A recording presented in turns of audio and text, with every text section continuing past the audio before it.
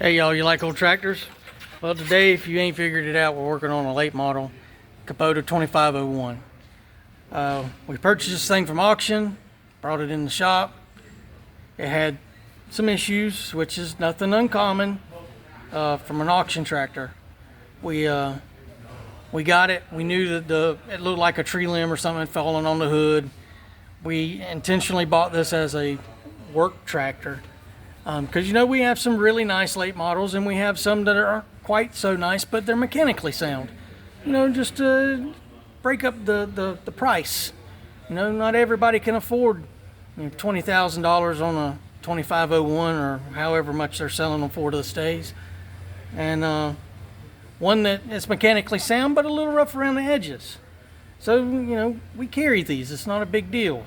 We expect that we're going to get some that need some work. Well, just, checking on this and checking on that. Didn't really pay much attention when I first grabbed the keys out of our key box. But it didn't have a Kubota key. That was number one. Didn't think too much about it. Got to doing some preliminary checks.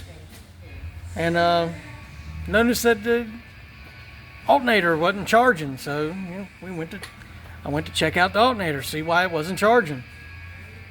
So I traced the wires back all the way to the key switch, and let me show you what I found.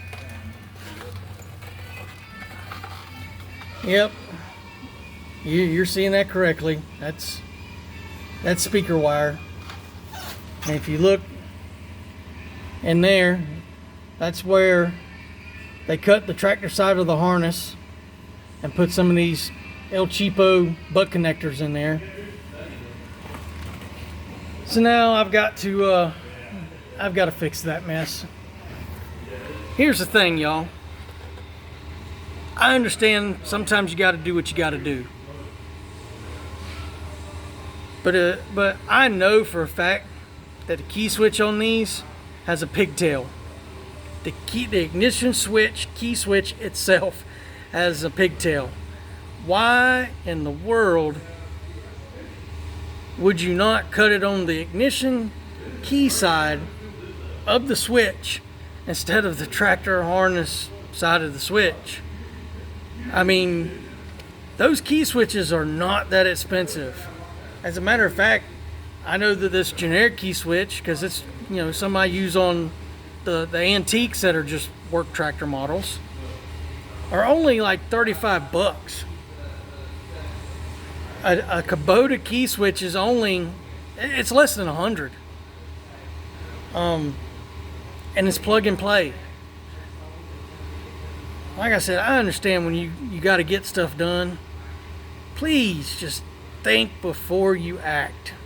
Because now, if this was a customer's, man, it would have cost them some money to have us to wire in a new pigtail and a key switch.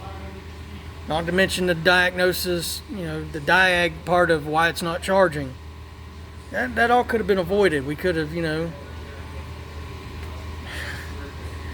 helped out a lot easier. It could have been done a lot better. So, like I say, I understand that sometimes there's field fixes, and then sometimes there's just butchery.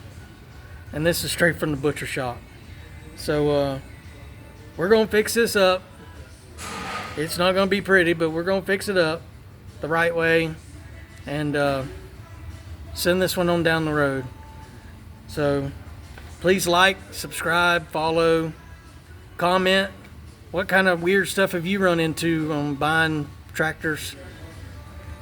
I know there's some doozies out there because this is not the first time I've run into this kind of thing, and I know it won't be the last. So y'all have a great day.